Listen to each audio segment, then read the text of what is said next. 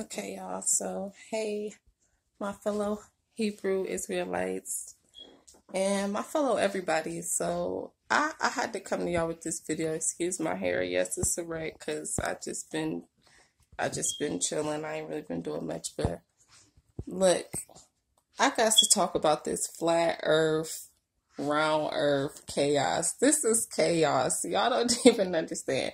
Okay, so I don't want to take up too much time just rambling on because I'm doing this on my phone and I don't have a lot of memory. So let me get right into the point. Okay, which I don't even really, care if I'm not a flat earther, I'm not a round earther. You know what I'm saying? Like, I'm not, like, it's flat, it's round. It really, to me, I feel like it's an endless debate because nobody is really going to be able to prove it unless you take your ass outside of the firmament and take a picture or whatever you're going to do for your own self. So outside of that, if nobody can do that, nobody really knows. But the earth could be pyramid, and this is probably why they put it in our face so much. Usually the elite tell you the truth, and then y'all go searching for stuff that's not the truth when they telling you the truth right in your face. That's what they do. But so it could be pyramid, but do I know that? No. So I'm not about to be out here die hard like, oh, it's pyramid. You know what I'm saying? But just some points I want to make about this flat earth stuff because I guess it can be debunked, which all the points that I felt like was made in this flat earth debate, I don't even want to call it a debate because I feel like nothing was answered. Like, this is why I'm making this video, because I feel like I just sat there and watched this video for like 2 hours and I feel like, what was it? I feel like Brother Sanchez, I feel like he did support his opinion. I feel like he brought his proof or whatever. The round earth people, the Mason guy, khansu, big ups to you. I don't know you, nothing against you, but to be truthfully honest, because I'm a truthful person, and sometimes the truth might hurt, but it's not meant to hurt you. It's just to be truthful. I feel like you didn't support your opinion. Or yeah, your opinion, because we can't call it a fact, because like I said, nobody know. You did support your opinion, and with some facts to basically persuade us into thinking the earth is round. But I don't believe that the earth is flat based off of the argument that Brother Sanchez gave, because I feel like those are arguments I could easily debunk. And I'm going to go through those arguments right now. And this is nothing against Brother Sanchez, because I think he real dope. He bring a lot of information to the people. I'm not that type of person. And I'm not looking for clout, because trust me, I'm not looking for clout. If that's something that I wanted, I could get it. But that's not the type of person that I am. But this video, I just felt the need to do it. Okay, because this is like crazy, this little debate.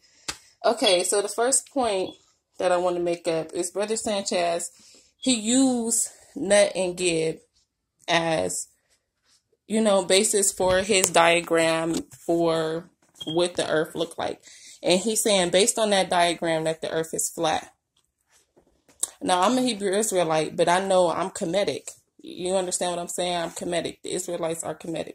So I do understand the history and the theology, but I do want to break this down all the way, because this is what the history say, and this is what the scriptures say. If you don't know, the scripture is Kemetic history.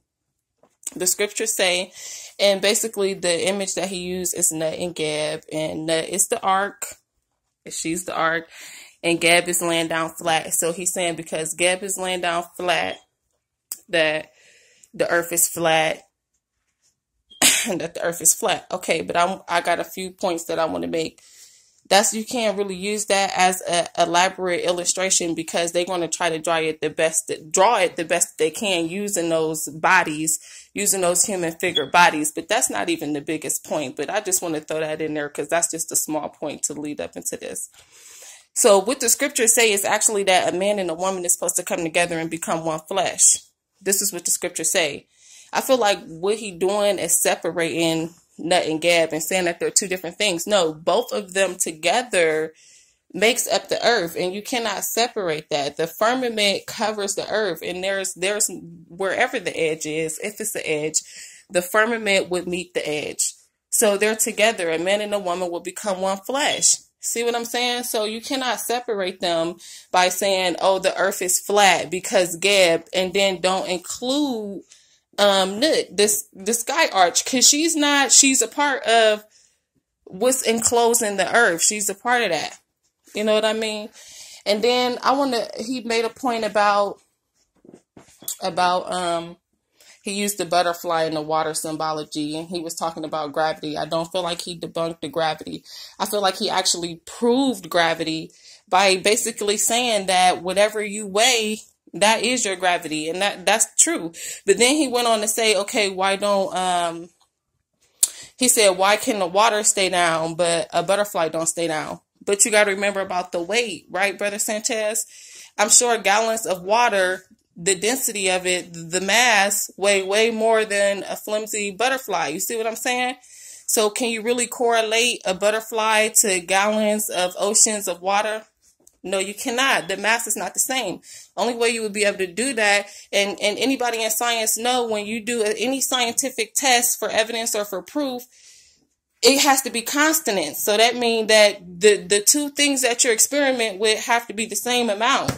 So those two things that you're using will have to be the same density, and they weren't. You used the butterfly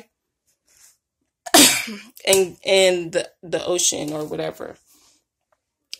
Okay, then outside of that, I want to make a point that you said the earth is flat, and you used the table or the desk as being flat. Okay, but you can't necessarily use a flat desk for the earth. Okay, so riddle me this. My table right here is flat. I don't know if y'all can see it. My table right here is flat. If I pour water on this table right now, because we know we got water on the earth, what is this? The water is going to run off. The water is going to run off. It's not going to collect or gather anywhere because this is flat. So the water is going to run off and spill off everywhere. It's not going to gather or collect. So the earth is not flat because the water gathers, collects, and it sits and it rests. Even though, yeah, it moves, it got waves and stuff, but it rests, it collects, it gathers together. In areas, we have lakes, we have, we have all these things.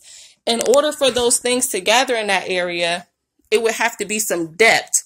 You see what I'm saying? So deep, it would have to be some depth. In order for something to have depth, it cannot be flat. In order for something to have depth, it cannot be flat. In order for something to have density, it has to take shape and form. You see what I'm saying? It has to take shape and form. It cannot be flat. Okay, so basically y'all see that what I'm saying is this stuff is easily debunked. But I can keep going. I wanted to point out the thing about etymology. He said that etymology is not definitions. Etymology is definitions. What etymology is it's a root word. Etymology is a root word. So you can trace a word back to its original meaning, its original definition, using the root of that word. So if I say disciple, you know what I'm saying? And we know discipline, they both have the same root words, so they both mean the same thing, obedience.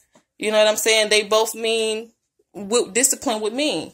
And that's what a root word does. It holds the same meaning no matter what word you put it with, but depending on the context, the meaning can change depending on the context. But in this certain situation, the context didn't change. They was arguing about the etymology thing. So I just wanted to point that out.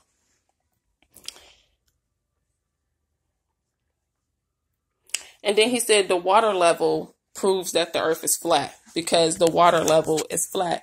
But as I explained to y'all, that water needs somewhere to gather and collect for you to even see that the top of the water is flat. What about the depth of the water? Because water is not flat. Is water flat? Or does when you pour water in a glass, it fills it up? So that means it's depth in that glass and that water is filling that up. So the earth, it has depth. The earth has depth. The earth has depth. And then also, if you want to use Nut and Gib, You need to understand that women and men come together to create one flesh. And this is what the scriptures say. So when you use that image as your reason to why the earth is flat, you still can't say that it's flat because you're not including the sky god nut like you're saying.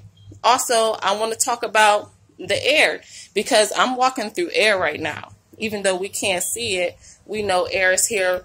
I'm breathing it in. We know oxygen, all of that. Y'all talked about oxygen, helium.